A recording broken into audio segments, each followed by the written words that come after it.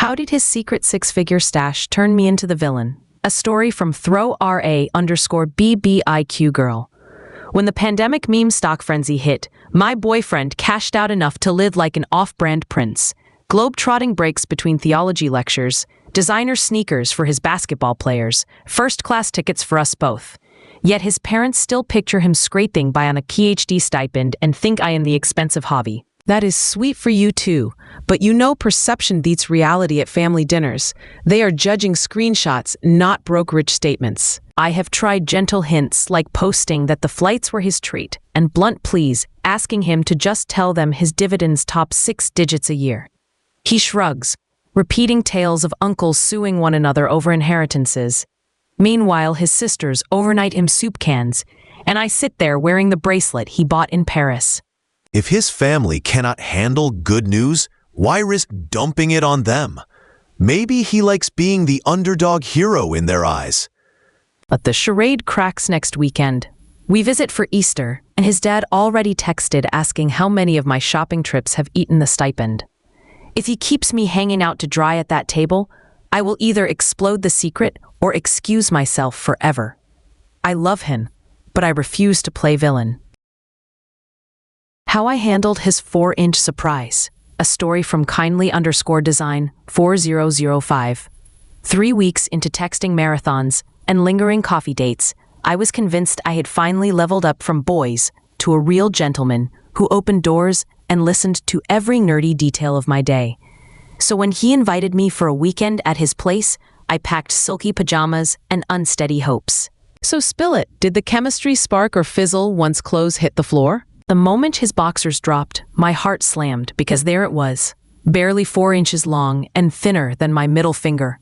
A reality he tried to hide behind nervous jokes while I dove into cheerleader mode, offering kisses and BJs in a desperate attempt to keep desire alive.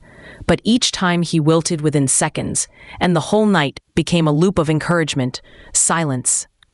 Then awkward apology that left us both embarrassed and me quietly mourning the electric connection I need from a partner. Maybe the real test is whether you trusted him enough to talk, not just perform. By sunrise of the third night, I stared at the ceiling and accepted that no amount of kindness, toys, or pep talks would turn this mismatch into the passionate bond I crave. So I will end it gently, lie about the reason, and walk away, knowing I saved both of us months of slow heartbreak. Why did I lose my wife in just 79 days? A story from Carter Lawler.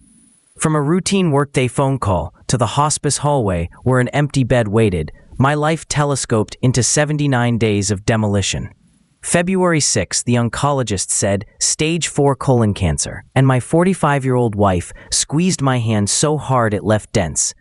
I promised adventures after chemo, romantic holidays when the tumor shrank, anything that sounded like tomorrow. We spent Valentine's in the ICU instead, red heart balloons nodding above IV poles. She whispered that every day now felt like falling down stairs in slow motion, and I swore I would catch her at the bottom. I cannot imagine watching the person you adore shrink in front of you. When did you first realize love alone would not outrun the disease? We measured time by lab numbers. After the first chemo, her white cells tanked. Protein leaked so fast, fluid puffed her limbs like water wings. She still forced herself through occupational therapy, whisper singing to hide groans. On day 25, we put 45 candles on a hospital pudding cup because cake was impossible. I kept selling the lie that each bag of drugs was a down payment on July picnics. She quietly planned for the kids instead, listing passwords, telling me which graduation dress our daughter might want. The second chemo hit harder. Sodium crashed, hallucinations bloomed. She tried to brush away invisible spiders while I begged nurses for another drip. When the doctor finally said nothing more could be done, her eyes lost color, and I felt the room tilt, as though hope itself had left through the window behind him. Sounds like every promise they made was pain in disguise. Do you blame the doctors or yourself for keeping the fight alive that long? I keep replaying April 26. I drove the kids home after their goodbye, certain I had time to return before her next breath. Traffic lights blinked indifferently. When I walked back into hospice, the nurse had already pulled the sheet over her face. My first thought was not poetic. It was, I failed. Her last lucid words had been a plea that I protect her, and instead her final moments were with strangers. Now our teens look to me for permission to grieve and for proof life still wants them. I make breakfast, sign permission slips, and wait for the day want replaces have in my own chest. Did he just say his ex is prettier than me? A story from Ro Kamaduza. I spent 33 years convinced I was the plain sister until this gentle, smart Nan swept in 6 months ago and promised I was the calm in his storm. He showered me with what he called thoughtful compliments, praising my so-called unconventional face, gushing that being statistically rare made me special. At first, I swallowed the awkward wording because everything else felt perfect and peaceful. Danger sign right there, sister. When a compliment needs a statistics lesson, it is usually a backhanded slap. I finally told him those words sting, because relatives spent my childhood comparing me to my movie star sister, and because 3 cosmetic surgeries never erased the mirror's bully. He answered by repeating that he too has a weird face and likes it, as if bonding over mutual oddity. The tension simmered until last night, when I was already in a funk and he trotted out the unique line again. I reminded him he once called his ex conventionally beautiful and asked him to please stop ranking women. He shrugged, stared at me, and said, "Yes, my ex-girlfriend was more beautiful. So what?" That cuts to the bone. Have you told him this is a deal breaker for your healing journey? I shut down completely, ears ringing like I was 12 again at a family barbecue, hearing whispers about the ugly duckling. Now I sit alone, replaying 6 wonderful months against that one brutal sentence, trying to decide whether to forgive a clumsy tongue or protect the fragile self-worth I fought years of therapy to build. I wish I could unhear it, but the words echo louder than any sweet thing he ever said. Why did his bald spot feel like karma? A story from Tiny Horn. Picture this. I am strolling hand in hand with my new girlfriend through the sunny farmer's market when I spot the last person I ever wanted to see, the coworker who slept with my fiancé during her manic break. His once rock star curls are gone, replaced by a buzz cut and a glaring bald crater shining under the noon sun.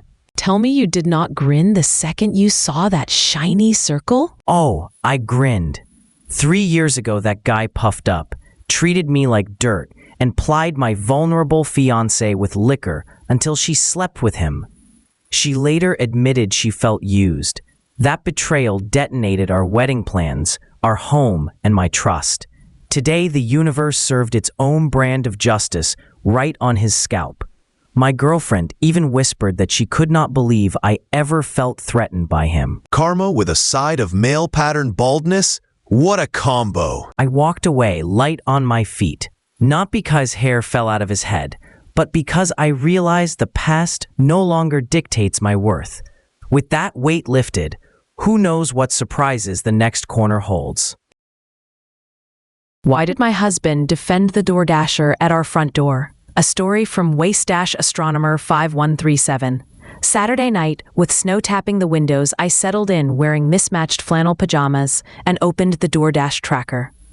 The driver's name popped up, Todd, the overly friendly guy who buys scratch-offs at my register every other shift. Tiny town, tiny gossip web, and in a blink, he had my full address. So you figured Todd might trade lotto tickets for midnight stalking? I handed my husband the request, "Take the bag, please," simple. He stared like I had whispered a secret love letter. He said the driver was only doing his job and I was making things awkward. I reminded him that women learn young to guard privacy, especially with familiar strangers. The more I explained, the more his jaw set, until we were low-key arguing, while the map showed Todd 6 houses away. I feel your heart racing. Why could he not defend you first and question later? When Todd arrived, my husband cracked the door 2 inches, grabbed the bag, and shut it with a tight thanks, while I hovered out of sight. Food was hot, but the room felt cold. He said sorry for making me mad, yet pushed for his own apology. Now I keep asking myself, Which door is harder to lock, the one outside or the one between us? Why did my headphones start a marriage standoff? A story from Ticketmore 9365. Ever since my spouse accused me of tuning him out with constant AirPods, I have tried to keep them strictly in my upstairs office, where I juggle emails, calls, and my restless ADHD brain. Sounds like he wants an always-on-call assistant, not a working wife. Today he thundered up the stairs after shouting my name from the kitchen, saying the climb drained his last drop of energy and ordering me to empty the dishwasher because he was too tired. I reminded him he had given no warning and that the headphones keep me on task so our bills get paid. Let me guess, he blames the earbuds instead of planning his own day. Now I feel torn between focusing on my career and appeasing a partner who thinks being physically nearby equals being constantly available, so I have to decide whose boundaries bend first. Why did my husband secretly sabotage our baby dream at 23? A story from Jessica Cole 11. Our date night was perfect until my husband, licking marinara from his fork, laughed about the year I had baby fever at 23 and admitted he used a sneaky failsafe. He relieved himself every afternoon so his count would be low when we tried that evening. He called it harmless insurance and grinned. Oh wow, that is a whole new definition of pulling out. I stared at him, memories of temperature charts and scheduled intimacy flashing like neon signs. I had framed that year as our shared dream, yet he had quietly stacked the deck. I felt duped more than childless. Through tears, I asked why he never just said no. He shrugged, claiming he feared crushing me, then reasoned we are happy now, so what is the harm? To me, the harm was finding out 6 years late. Signs like he insured his dream at the cost of your trust. Back home, we sat cross-legged on the floor, scrolling through this very thread together. Some comments stung him awake. Others made us laugh till our ribs hurt. He finally owned the lie and promised plain truth going forward. I accepted, but part of me is tapping the glass, testing for hidden cracks. Time will tell whether it rings clear or shatters. She crashed my baby shower and shattered the joy. A story from unique-condition-448.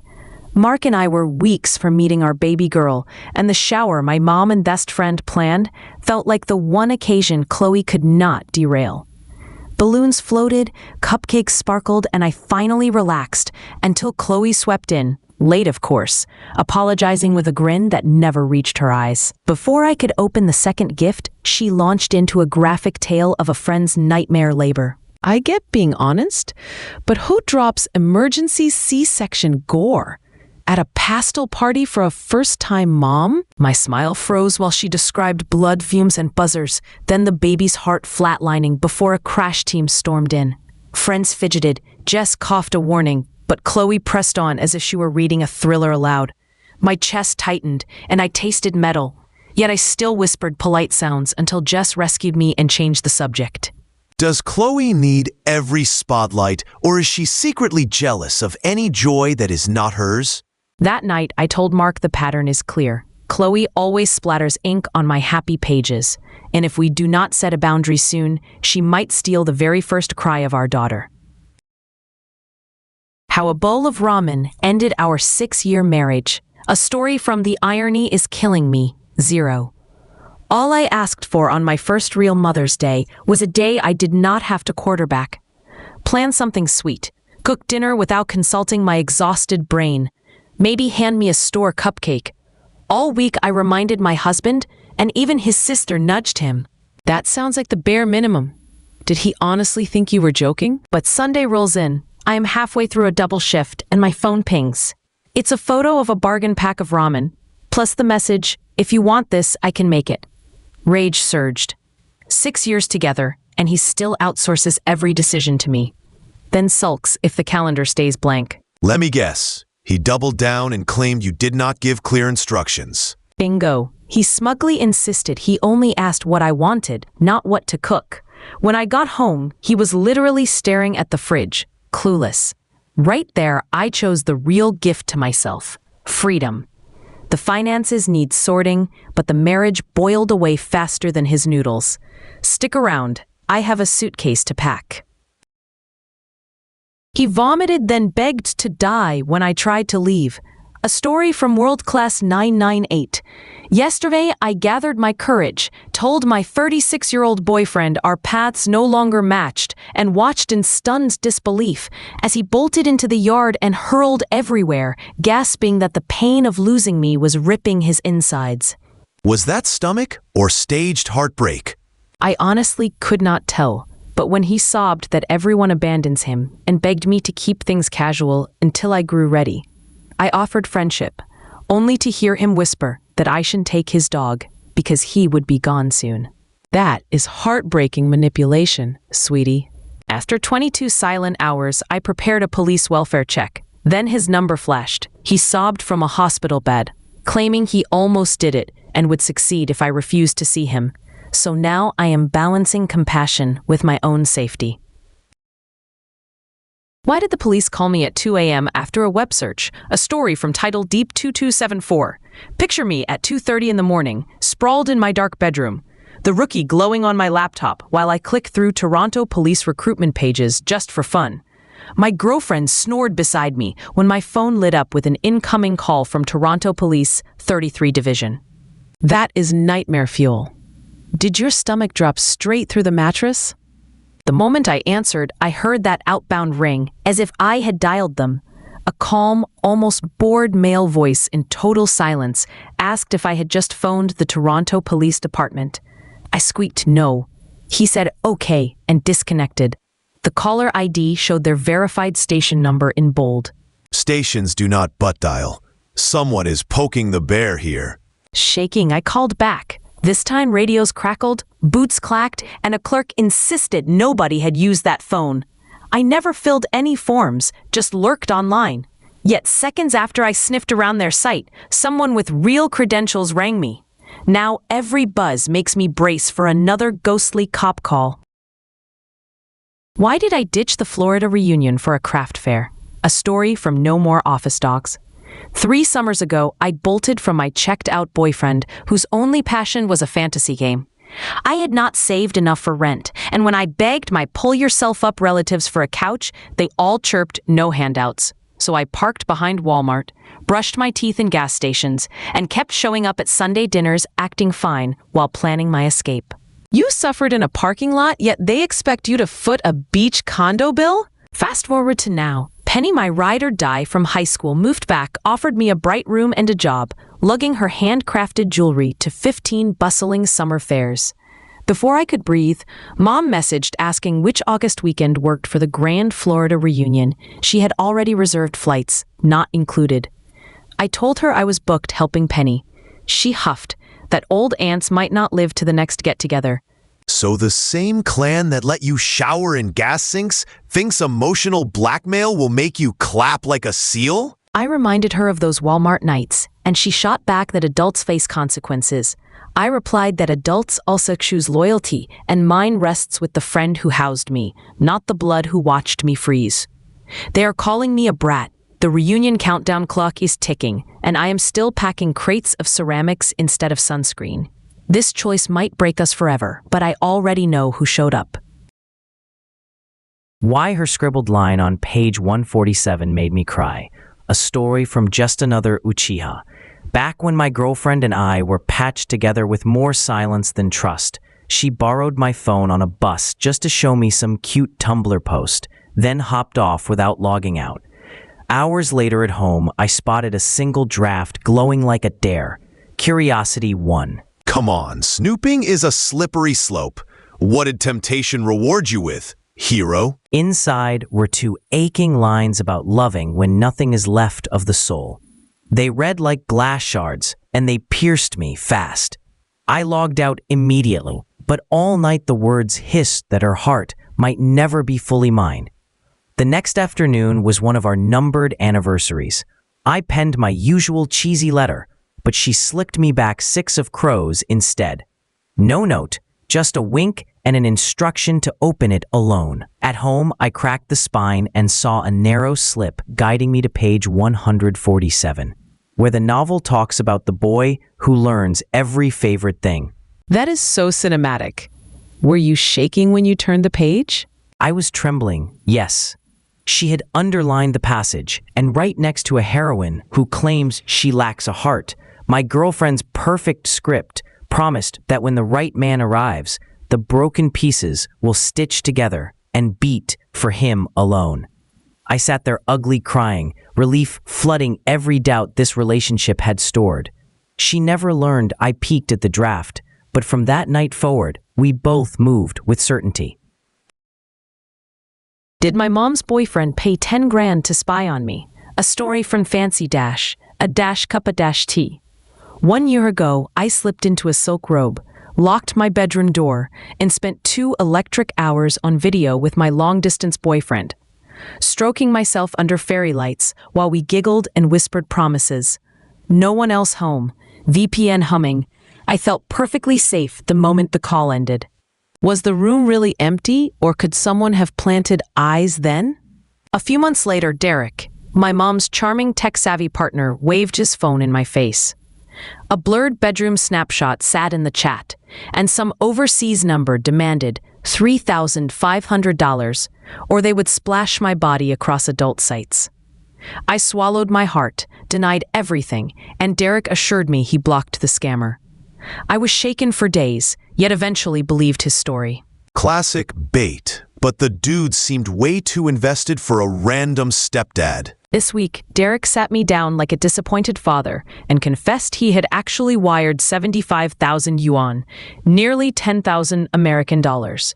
He claimed he previewed the first minutes only to confirm it was me, but then rattled off the length, the angles, even the fairy lights. He called me shameful, grilled me about my sex life, and labeled my boyfriend a monster. He now scans adult sites each night, sends me an unboxed smartphone he insists is safe, and wants me to break up. His prying gets worse. Months ago, he somehow knew I vaped and texted me a picture of the device I hid. Another day, he bragged he tracks household bandwidth to learn when I stay up late.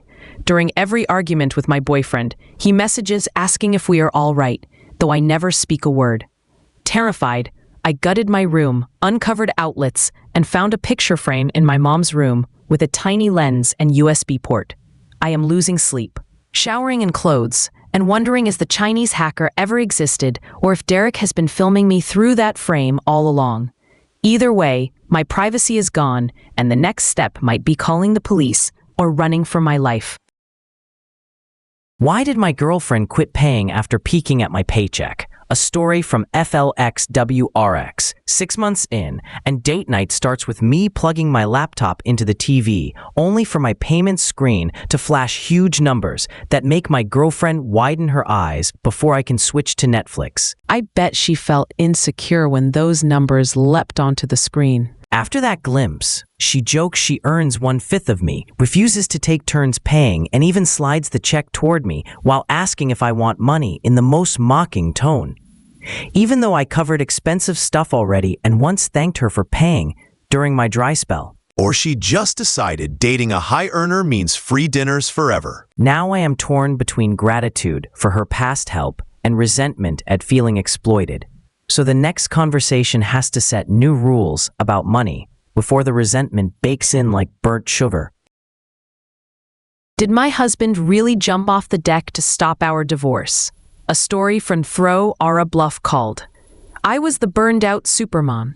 At 35, I held a full-time job, paid almost every bill, and still cooked, cleaned, and chased our 18-month-old while my husband sank into the couch and watched endless clips on YouTube. For 3 years, I begged him to pick up a broom or even cover half the mortgage. He called me a nag and tossed his dirty clothes beside me. Last Thanksgiving, I asked again for help, and he blew up yelling that we should just divorce. The word felt like cold water, but also freedom. So the next morning, I marched to the courthouse and filed the papers. Wait, you left the courthouse with the forms in your purse that same day? He acted stunned. First came the silent treatment, then a confession that he only threatened divorce to scare me. When I did not back down, he tried darker tricks. One night, he waved an unloaded gun and swore he would end everything. I locked our little girl in a bedroom and phoned his brother to take the weapon away. Weeks later, on our daughter's birthday, he climbed the deck railing and jumped 2 stories, then tried to do it again in front of her. I warned that any suicide stunt would cost him custody. He still grabbed my wrist and screamed, so I called the police and they took him for evaluation. Did that call finally wake him up to reality? It did. Since the officers left, he has been almost meek, signing every custody term and letting me keep the house. He still dreams of reconciliation, but I told him only years of therapy could fix the damage. The divorce should be final by mid-June, and for the first time in years, I can breathe for real. My braggy friend ranked me dumbest, so I exposed his report card. A story from Cryptographer Alive 29. Everyone in our circle knew Jake was a walking fishtail, but on last Friday's late-night Walmart run, he took it to sitcom level, lining us up by the frozen pizzas and announcing he would rank our intellectual worth like some bargain bin professor. Did nobody tell him Walmart aisles are not a debating stage? I kept quiet while he crowned himself valedictorian, bragged about imaginary honor rolls, and stuck me firmly at the bottom, even though I hold a full academic ride and he barely scraped past senior year in credit recovery. Finally, I said, calm but sharp, Jake, numbers do not lie, but you keep trying. Oof, that punch landed harder than the price check buzzers. Jake's face drained. He muttered something about needing the restroom, and he has not texted me since. Half the group calls me savage, the other half relieved, and I am left wondering whether truth-telling makes me a jerk, or just the first one to speak up. Why should I trade my cleared apartment for my sister's chaos? A story from C_requirement_9839. While Mom has been caring for Granddad in Arizona, I have been alone downstairs, hauling out towers of old newspapers, dusty dolls, and forgotten cookware. Week after week, I scrubbed stained carpets, repainted walls, and spent my own cash on a thrifted sofa. So the place no longer feels like a storage locker, but an actual apartment where I can breathe. You turned chaos into comfort, and now everyone suddenly wants your keys. Upstairs, my sister, her girlfriend, our dad, and their newly rescued friend share 3 tight bedrooms, plus 1 barking dog and 3 restless cats. She cornered me this weekend and asked to swap apartments forever, or at least until they figure things out. I nodded at first, then the math sank in and I backed out. She exploded and called me heartless. She adds roommates, then blames you for the squeeze, huh? I keep replaying her glare and wondering if holding my ground makes me the villain, or if I would simply drown in clutter upstairs. For now, I am locking my door and bracing for the next round. What happens when I dump him a week before giving birth? A story from Throw RA-Green Daisy. 7 years of couplehood, and here I stand, 9 months pregnant, watching my boyfriend gush over another woman like a crush-struck teenager. He and his work bestie Maddie swap heart emojis at 2 a.m. He once slept on her couch without texting me, and he even mailed her a care package of teas and flowers when she caught the flu. Meanwhile, my requests for soup get shrugged off. It finally hit me that I am the side character in my own life story. That sounds heartbreaking, honey. When did you realize the friendship crossed the line from cute to crushing your spirit? It was Valentine's Day. I sat on the couch with swollen ankles while he rushed out claiming he forgot an errand. Hours later, I snooped and found the receipt, a dozen red roses, and a handwritten note for Maddie. Nothing for me. The next week, he justified sending her a necklace to save her rocky relationship. Every excuse felt like sandpaper on my heart, until the love simply wore away. Now all I feel is a calm resolve to leave. Strategically speaking, dropping the bomb before delivery could secure custody terms. Are you sure timing is emotional, not tactical? I have 2 plans. If contractions wait, I will tell him tomorrow, hand him the sound lease for separate apartments, and call my mom to drive me to the hospital when labor starts. If the baby arrives first, I will give him 3 postpartum weeks to bond, then end it. Either way, the era of being runner-up ends this month. Why did her kids steal 50 Easter eggs from my party? A story from Arugula beginning 7038. I spent Saturday morning hiding 100 pastel plastic eggs around our favorite city park, each stuffed with sugary loot and mentally reserved for the 20-somethings joining our combined Easter and 420 picnic. Goofy competition and photo ops were the only things on the menu. Did you hang a sign saying the eggs were for adults only? Not a chance. Families usually respect invisible boundaries here. Or so I thought, until 3 grade school tornadoes swarmed the bushes like rainbow-seeking drones. Their mom lagged 30 feet behind, scrolling her phone. By the time I realized, each kid cradled at least 20 eggs. She finally noticed us staring and sang out, "Is it okay if they take these?" As if my candy budget were community property. I managed a polite "actually" no, and wondered why she taught kids Stranger Park scavenging. You pulled the politeness grenade. Did Miss Phone Zombie double down or back off? She huffed like I had snatched candy from her, told the kids to put them back, then walked off while they tossed a few eggs and kept 40. My girlfriend could not resist shouting a tongue-in-cheek warning about fentanyl-filled surprises. The kids missed it, thankfully, but now I am stuck replaying the scene, wondering if defending an adult egg hunt makes me petty or prevents freeloaders from ruining a simple joy. Why did my husband trade a driver's license for lingerie? A story from Shell Beelzebub.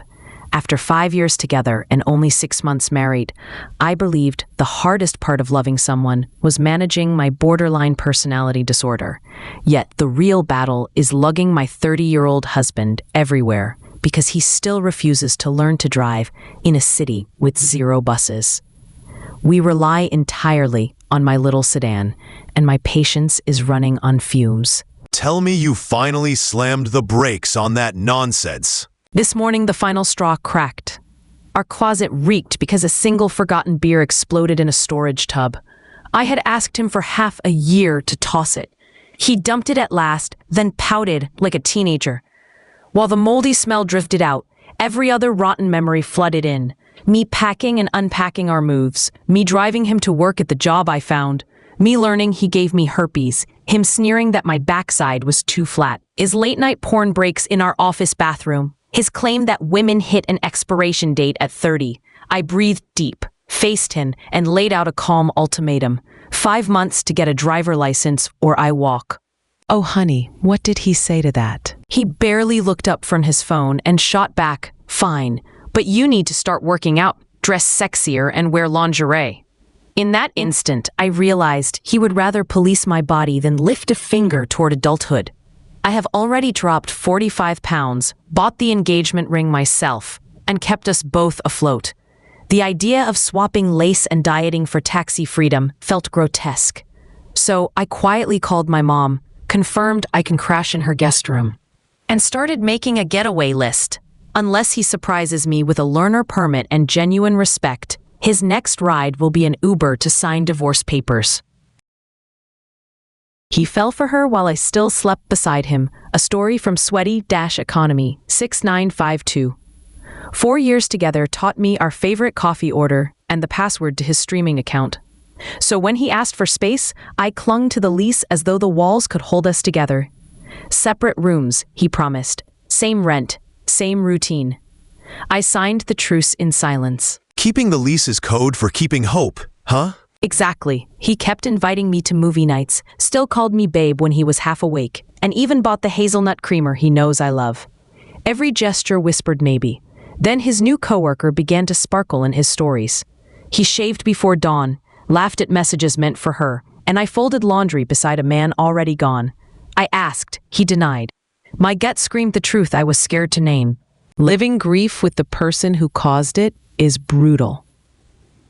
I finally packed my plants, my journals, and the silence he left me, crashing on a friend's couch that smells like freedom. He still texts about bills, but I ghost the small talk. Grieving someone alive is an everyday ache. Yet for the first time, the ache is mine to heal. Why did he ghost me after our 2 a.m. hookup? A story from life_teach4841. Last Friday, the city lights flickered like confetti when he spotted me across the club and tuned every radio song to my name. We shared greasy fries, spilled secrets about childhood scars, then tangled in my sheets until birds started singing. While he buttoned his shirt, he kissed my forehead and said we would talk soon. And I believed every syllable. Friend, did his lips promise more than his thumbs can ever type? They sure felt that way. Growing up the fat autistic girl with lunch tray jokes ricocheting off stiff shoulders, I learned attention was scarce currency and bodies quick credit. When puberty finally made me pretty, I spent that credit on any man who paused long enough to look. This time seemed different until he became a gray chat bubble that never opened. Each silent hour reopened lockers in my head, echoing laughs from kids who called me a whale. So are you craving him or clinging to the old pain he woke up? Maybe both, but I am tired of sipping cheap wine while scrolling receipts of men who never learn my middle name. The bruises he left, accidental or not, bloom like purple checkpoints on the map of my self-neglect. Instead of matching with the next fixer-upper, I opened my therapist's webpage, hovered over the booking button, and whispered that it is time to save myself before another ghost shops my body. Did I overreact when a stranger stole our master bedroom? A story from wild_win 9820. Every summer, my girlfriend Lily and I drop $872 to secure the only double bed in our friend group's favorite mountain cabin, a splurge everyone else accepts because they pay less to crash in singles or on the sagging couch. 5 years running, the arrangement worked fine until Frank brought his new boyfriend Ed, a man none of us had met. And from the second we killed the engine, Ed started eyeing our door like it was promised land, joking that the master was obviously for the happy couple, while Frank chuckled. I mean, did anyone warn Ed you two actually funded half the rental, or was he just guessing? That first night, before toothbrushes were unpacked, Ed announced he and Frank would be taking the master because sleeping apart stirred ugly memories of his parents making him stay in separate rooms.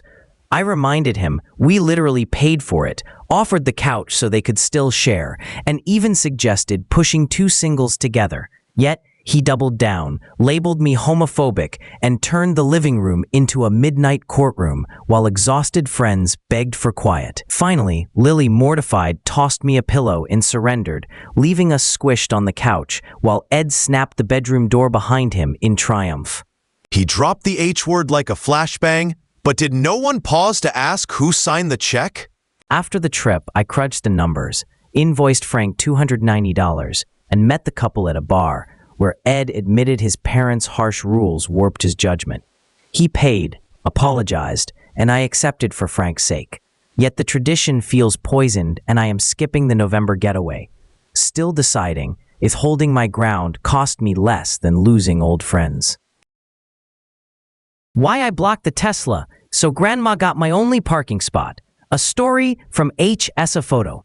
The mall lot was packed from fence to fence, and a red Tesla drifted inches behind me like a silent shark as I walked toward my silver sedan, the driver clearly hunting for the single spot I planned to vacate, and the electric whine brushed my calves. So you could feel that bumper breathing down your sneakers, right? Right. A few yards ahead, I noticed an older woman idling in her faded blue hatchback. She had waited patiently before the Tesla even entered. I slid into my seat, eased into reverse, swung the trunk across his nose, and waved her forward, insisting the spot belonged to her. Your chess move must have iced his shiny ego. I drove off while her grateful smile spread across the windshield, and the Tesla sat stranded behind me. Money bought him horsepower, but manners won the space. How did seat thieves trigger my Minecraft movie Payback? A story from DERALLO. My 7-year-old had counted down for a year to the Minecraft movie. So I scored 5 perfect seats in row F of our matinee, planning to yank him from school for the ultimate surprise. When we walked in, 2 tubs of popcorn early, a supersized family already sprawled across our row like they owned the place. Whoa, did you flash the tickets and stand your ground? I tried. Their matriarch clutched her phone, mumbled about having the same seats, and the teenage usher just blinked. I pictured more drama ruining my boy's day, so I waved my crew to row G and quietly flipped the petty switch. No shushing, no leg restraints, pure kid energy aimed right at their backs. Let me guess. They suddenly missed that extra foot of personal space? Every hissed, shh, and dagger stare met my helpless dad shrug, while my kids belted Enderman theories, bounced knees against their stolen seats, and reveled in cinematic freedom. When the credits rolled, the thieves bolted, leaving a popcorn snowstorm. We walked out grinning, vengeance served buttery and loud. Why did I punch my dad when his mistress copied mom? A story from Content Minute. I figured our backyard barbecue would be awkward, but safe, until a young teacher from dad's school glided in wearing mom's signature floral wrap dress, her matching pearls, and even the same soft curls. She giggled at dad's jokes like the rightful queen of our patio, while mom stood rigid behind the lemonade cooler, gripping the handle so hard her knuckles blanched, and in that instant, the childhood hero I called dad snapped in half. Sweetheart, did anyone try to shield your mom, or were you the only one who noticed the cruelty in that moment? I bit my tongue until nightfall, then found Dad alone in his study sorting gift receipts. Rage outweighed reason, and I swung knuckles cracking against his jaw. He staggered, more surprised than hurt, and muttered that the woman was crazier than he fought, and that he had already ended it. Same tired script. The sting in my hand felt good for a heartbeat, until I remembered begging Mom to stay with him years ago, helping him break her instead of saving her. So you fear the fist proved you carry his darkness? Maybe even a darker shade? Exactly. My sister still texts silly memes, and my on-again girl still sees something salvageable, yet I feel nothing but ice. Dad at least fakes tenderness with tea and flowers. I brandish threats. Every mirror shows the man I swore to hate, but with a meaner glint. I keep asking if I can choose another way before everyone who loves me gives up, because if I fail, the punch will be only chapter 1. Why did my rich brother dump his toddler into foster care? A story from alternative-bowl-668. My brother glides through life on cash and charm. But when his affair partner died in a drunk driving crash, their 3-year-old daughter was left in foster care, and his perfect image cracked for the first time. You mean he just signed her away without blinking? Exactly. He paid everyone off, told me the grandmother had custody. Then I caught him crying over whiskey because he realized a lonely child would remember his absence forever. So he swallowed pride and filed to bring her home. Real remorse or image control, sis? Now she whispers for the mother who will never return, and when she finally hugged him, he froze like glass. I am holding my breath to see whether fatherhood melts him or shatters their fragile new world. Why did my parents disown me the moment I looked like him? A story from lantern_of_change. I was 12 and homeschooled. Certain family meant safety, until puberty carved my cheekbones and deepened my voice. Each new inch of height made my parents flinch. Their smiles dimmed, because the face across the dinner table was no longer just their son. It was the living reminder of the man Mom once met in secret. So they treated your very face like a stain they could not scrub. They sure did. On the first day, they drove off before I reached the doors, then stopped attending my soccer matches, groaned when I outgrew my shoes, and preached about purity instead of teaching me basic biology. For a year, I borrowed classmates' notes because they refused to replace my broken phone. Meanwhile, they paid for guitar lessons and new laptops for every sibling that shared Dad's blue eyes. So Dad loved funding everyone else, but sent you packing with a toolbox and a pat on the back? Graduation night, they shook my hand, handed me a trade apprenticeship flyer, and whispered that I was free. Free meant alone. I moved into a tiny studio where every mirror feels like a crime scene. Still, I am learning to see more than the stranger's face. Someday I will build a family who looks at me and sees tomorrow, not a past they cannot forgive. Did her 90 minutes of bathroom breaks poison our office air? A story from a non-cheese grater. Picture a bright, open-plan office scented with vanilla candles and microwaved lunches. Now shove me 2 feet from a coworker whose lower half radiates a sour, rotten onion smell, so thick I swear I can taste iron when she shifts in her seat. The moment they moved her beside me, the mystery funk that had haunted the whole floor finally got a face. And my first heroic act was emptying an entire travel bottle of body spray in pure panic. I mean, could she have a medical issue? Or are we talking straight-up hygiene meltdown? If it were just a whiff, I would light a candle and sip my coffee.